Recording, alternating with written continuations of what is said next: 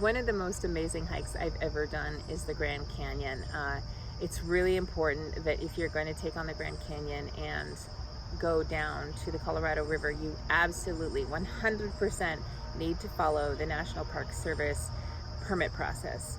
And way back when I did it, you had to do it by fax. And on the day that the permits opened, we only actually got our third choice, which was the South Kaibab Trail down and the Bright Angel Trail up.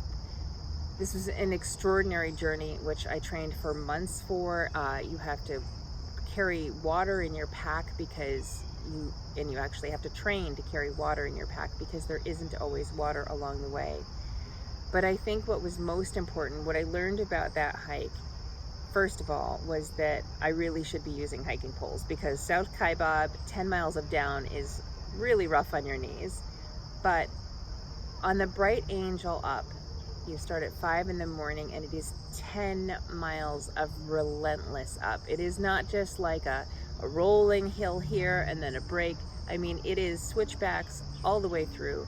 The views are extraordinary, like nothing I've ever seen. But one of the best tips that I got was to make sure that you rest your legs every hour. So that means that when you're hiking, every hour you take a break and you have a snack, you hydrate like you've never hydrated before, and you lay on your back and put your legs up in the air. This for me was such an important metaphor because, sometimes you get into these arduous tasks in life, writing a book, raising children, all these other things that take so much time and energy, that it's important that you schedule your moments of rest and break to take care of yourself, to make sure you're fueled for the days, the journey ahead. And so on this Bright Angel trek, every hour we just rested. We put our legs up, we had a snack, we refueled. It was scientific, I know, but I hadn't treated my body like that with food and fuel and rest. And so I needed to learn this lesson so that I could carry it with me wherever I went from there.